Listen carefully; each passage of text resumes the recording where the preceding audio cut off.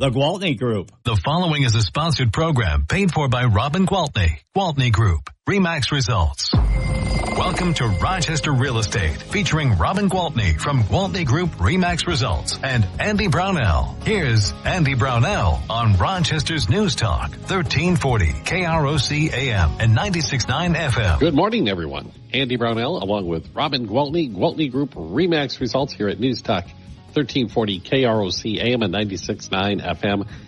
Good morning, Robin. Hey, Andy. First of all, I guess we better acknowledge that you and everybody in the Wabasha community has had just a devastating week. Oh, boy, that's an understatement. It has been a tough week for a lot of people. And, you know, I know that personally. I mean, I know all of the people, you know, all 6 people that were on the boat, and definitely close friends with some of them, you know, and acquaintances with the others. And it wakes me up in the middle of the night, and I lay awake and think about it. I just can't even imagine what the families, well, I can, because I've gone through it. I mean, I had a sister that was 19 killed in a car accident, and I don't forget that. You don't forget. Oh. My heart hurts so bad for those 3 families, so bad. And for those 13 kids that were affected, you know, it's just heart-wrenching. Well, I know it's not much of a condolence, but I hope they know that everybody who is aware of what happened is feeling the same way. I think they definitely are feeling it. On Monday, we had just a community prayer service at St. Felix, and the church was packed to the gills. The entire auditorium next door was packed. And I mean, there were, 600-700 people. This is a town of 2,500. So there were a lot of people there showing their support. And, you know, every day they're getting inundated with people bringing things to their houses. And I've said it before, but Wabasha is a very special community. And sure, I'm biased because I was born and raised there, but that community cares about each other and put everything else aside, their differences of which church they go to or which side they're on politics. They're just all pulled together and support each other, and it's a beautiful feeling. Yes. It's an idyllic little town over there along the river, and I'm sure that just amplifies it because, as you point out, it's a close-knit community. I have a nephew who lives there, and he hasn't lived there that long, but he knew everybody. Right. It would be really hard for me to believe that there are any people in the town that weren't touched by at least one of the people on that boat's lives. Okay? Like, seriously. Yeah. It's very sad. But another sad week coming up with the wakes and the funerals. And then another gal just passed this week who was just a year ahead of me in high school. And it's like, enough sadness already. Another sad reminder that we can't take anything for granted either. And you know what else? It helps me put things in perspective when it comes to work, because when people are saying, oh my gosh, Robin, we've been on the market 40 days and we're not sold, I think, but you know what? You're alive, you're healthy, you're not going through a tragedy. And of course, I'm not so cold-hearted that I say that, but I feel like let's just keep everything in perspective. It's a different market, and things have slowed way down. As a matter of fact, in my last 2 market reports, the one last month said that the average days on market for the houses that had closed in the previous 6 months was like 21 days. And this month, the average days, now there's only one more month to be added into those averages, right? And the average days on market went from like 21 to 43.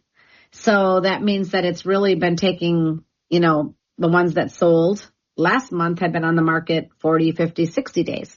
So it's taking longer, and it's just a whole bunch of things combined that's making that happen.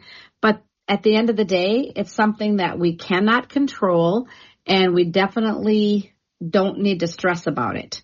So the most important thing that I can say is if you have your house on the market or you're in the market to purchase, make sure you have a clear understanding of what's going on in the market. And that's something that your realtor should be able to explain to you and set you up for realistic expectations, because it doesn't do us any good. You know, I had somebody in my office yesterday and she told me what she wants to get for her house. And then I had to show her all the comps and told her what she will likely get for her house. And those numbers don't match up. And it's not a wishing game, right? It's not about saying, this is what I want. I wish it worked like that, you know, but it doesn't. And so just understanding what's going on in the market will help, but we'll get through it. You know, like everything else, real estate is very cyclical. So we go from having balanced markets to sellers markets to buyers markets, back to balanced markets, and it changes. Just understand where you're at in the path. But the silver lining of this, that last market report you shared, if you're patient, it seems as if you are getting close to the asking price. Yes, the house, it's not, that's the thing. People automatically assume that if it's taking longer to sell the house, that the house becomes less valuable. It's just a simple supply and demand thing. If you have fewer buyers in the market than you have listings available, they're going to sit longer. If you have more buyers and fewer listings, they're going to sell really fast. Doesn't necessarily change the value. Just because you have, now if you have a bidding war and you have several people fighting for one, yes, you might go a few thousand over and it might change the value. But not really, because the house is still worth what it's worth. Somebody just decided to pay more than it's worth. Sure. And sometimes a seller gets impatient. They don't want to wait any longer, so they will sell for less than it's worth. But my point is, the days on market doesn't change the value of the house. Does that make sense? Yeah. Well, you have always said that the key to any market, but especially this type of market, is to price the home correctly so it and it's never reflects been more the value. Important. And it's never been more important than it is right now. And so, therefore, if the house is priced right, the statistics show that it's still going to sell for somewhere between 97% and 100% of its value. And it's been this way for the last couple of years. You know, before it'll sell for 105% or whatever when the rates were low. But it's not like, oh, all of a sudden houses are selling at 85% of their value. It's nothing like that, guys. And we're back to, once again, the COVID pandemic wrecked everybody's perspective of everything, didn't it? Because this is the normal business cycle. You go through external influences that impact people's view of what's happening and affects their behavior. Correct. And guess what? Something will happen as well that might trigger them to all get back into the market. So you're hearing, oh, rates ticked up again this week. Rates ticked up again this week. So then people think, they just imagine in their head that we're paying over 7%. But the fact of the matter is according to Freddie Mac, the average 30-year rate ticked up to 6.55 this week.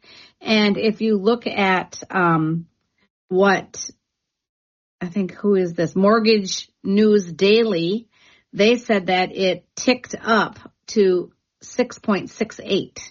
Now, it was starting at 6.43. So it did go up a little bit, but it's still mid to high sixes, which, again, we've talked about this over and over.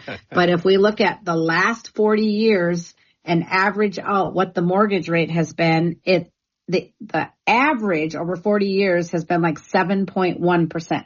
Yeah. So our interest rates are good. I've told you this before. My dad used to brag all the time when he had 7% on his house. You're never going to see a rate this low ever again. And he believed it, you know. And was for that time period. It was a great rate. Right. Oh, goodness. So inflation is easing. It was 3.5% in June. The analyst expectations were 3.8%. So hopefully, you know, we're going to continue. The cost of fuel hopefully will not start rising again. It's been kind of holding in that, well, in our market, at least in the high threes, 369, 379. Yeah, you people in Wabasha who pay cheap gasoline prices. We do get cheap I gasoline know you prices. do. It drives me I told crazy. you, it's a great place, that Wabasha. But gosh. pending sales were down. I mean, month over month, they were down by 5.4%. Again, not super unusual because especially, I can only speak to our market. That's where I'm an expert. Minnesota, Southeast Minnesota market. Okay. We have a short-lived summer. Now, people lately don't maybe feel like that because we've had a good stretch of some hot days. But, overall, we've have a short-lived summer. And so people do want to take some vacations. They do want to get out and spend time outside, and they want to go on picnics or hikes or to the river or to the pool or do those things. And so house shopping isn't necessarily going to be their priority. Definitely spring and fall is a much more optimal time to do that because it beats like dead of winter cold, but you're not wasting the summer months that you do have. We've held open houses throughout June and July, but boy, we have seen some very, very slow foot traffic. Not a lot of people through. Yeah, people are busy on the weekends, especially. Yep, they got better things to do, I guess. All right, Robin, we'll take a quick break. Come right back with Robin Gwaltney, Gwaltney Group-RE results, News Talk 1340 KROC AM and 96.9 FM. We'll be right back with Robin Gwaltney and Andy Brownell on Rochester Real Estate. This is News Talk 1340 KROC AM and 96.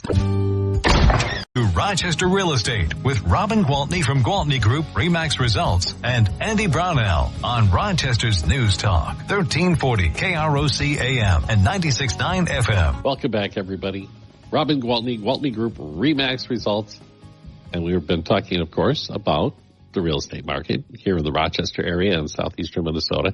And Robin, I actually heard this on the broadcast news, and the lead-in headline for the story was disappointing news in the housing market. And then the next sentence was new housing starts were up 19% from the previous month. I thought, okay, that didn't really match up well. And then it went on to say, but there are storm clouds on the horizon because the number of building permits for next month is down 3%. I'm like, it's still going to be up considerably from what it was 2 months ago. Yeah, up 19% and then down 3%. Okay, that's still positive 16%, guys. 16, yeah, exactly. Well, like I say, in the news business, it's an unfortunate reality.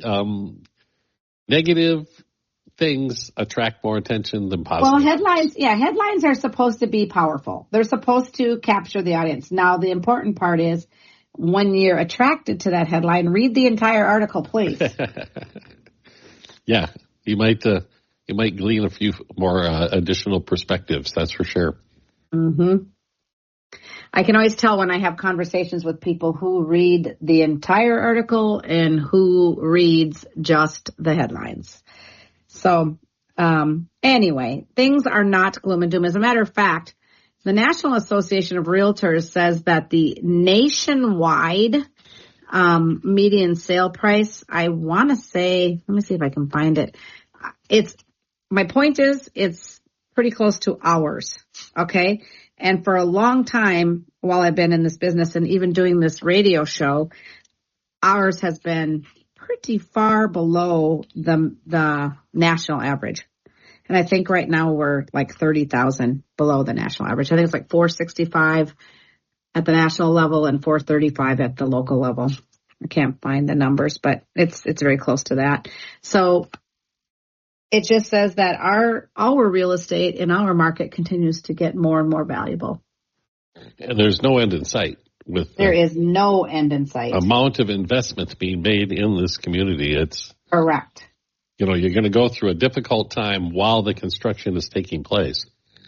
Correct. But you come out on the other side of this, there's going to be a lot of activity. I agree 100%. So I feel like the whatever we can see on the horizon regarding real estate here in Southeast Minnesota is very, very positive. So to the sellers who feel like, oh, geez, of course I waited till now to sell and now the whole market's going to crash. Everything's going to fall apart and I'm going to have to sell my house for pennies on the dollar. Nope, nope, nope, nope, nope. That's not what's happening. Especially if you go back and review what they paid for the house. Bingo. Even people who have just lived in it a couple of years and say, oh, man, I'm not even going to make any money. By the time I sell it and pay my expense to sell, I'm going to get exactly what I put into it 2 years ago. I say, wow, what you're telling me is you've lived for free for 2 years? Like, where can you rent for free for 2 years or for any time? And they're like, oh, never thought about that. It has been a very, very affordable way to live.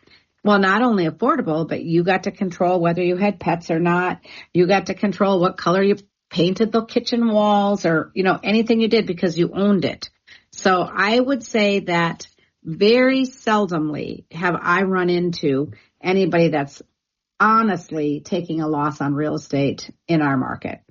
And plus the time span that you're talking about, it used to be, this was not that long ago, that if you were to buy into a home, to get to that magical break-even point that you're talking about there that basically equates to you live there for free would be 4 or 5 years. I was going to say 5. Yep. I can remember very clearly when it was like, 2. If you're trying to sell before 5 years, don't expect to profit.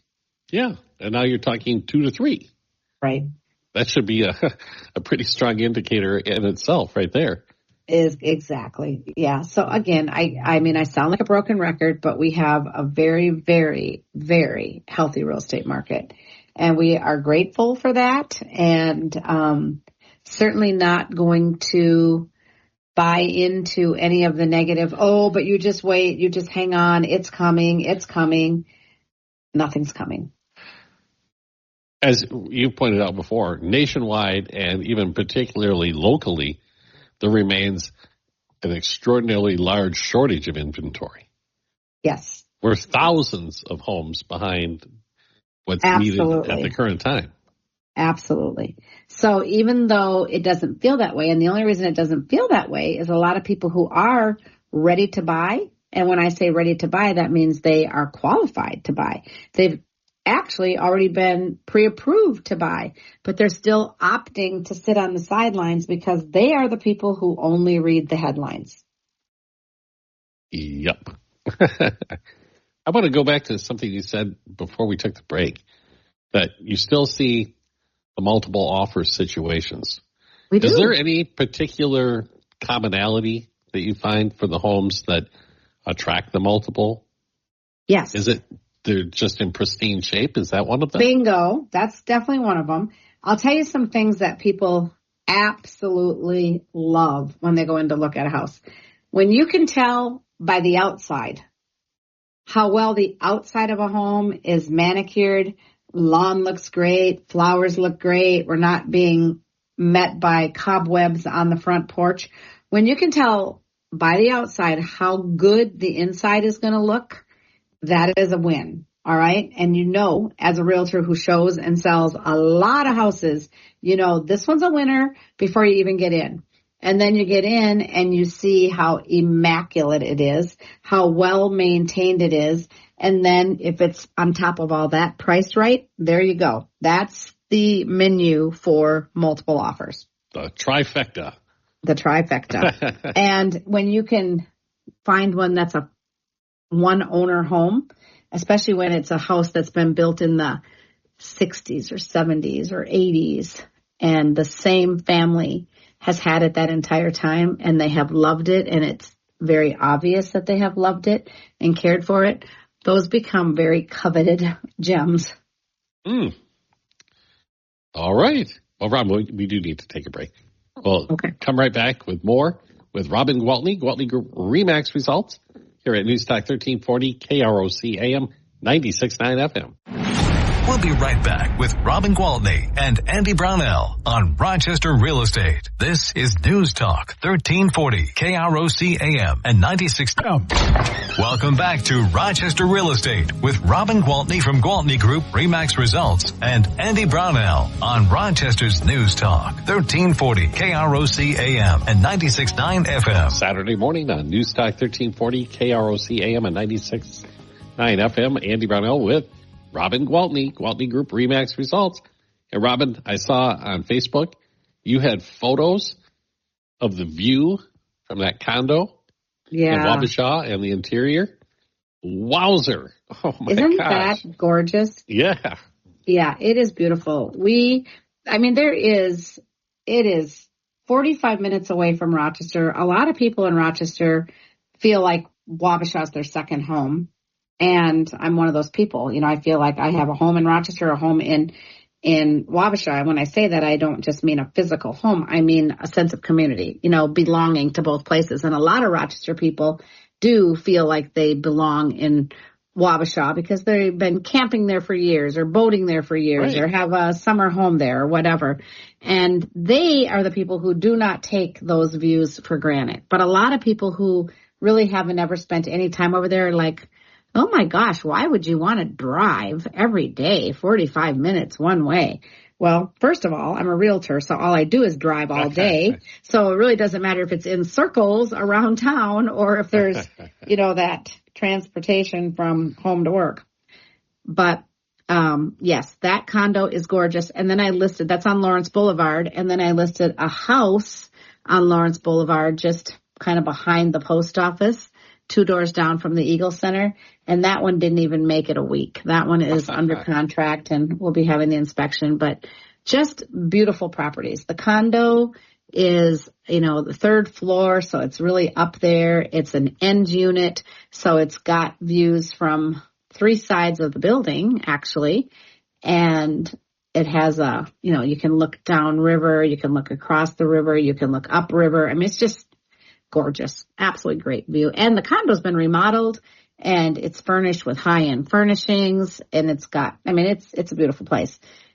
So that is for sale. And if somebody's looking to retire to Wabasha and they think, well, we're not quite to retirement age yet, have you been listening? Prices are only going to continue to go up, up, up. So if you're thinking, man, I would love to get into that condo building, now might be the time. And then just in the meantime, enjoy it on the weekends when you can get over there. But then when retirement comes, there you go. Make it your new home because you're not going to have to downsize much. It's got quite a few square feet and plenty of rooms for all your things or anything that you need anyway. It's over 2,000 square feet and it's got 2 bedrooms and then an office, which could most definitely be a 3rd bedroom and 3 bathrooms, 2 garage stalls. I mean, super great place.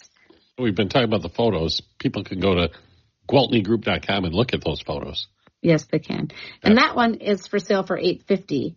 The house that was on Lawrence Boulevard was actually listed very similar in price, $825. But again, like I said, that one is gone.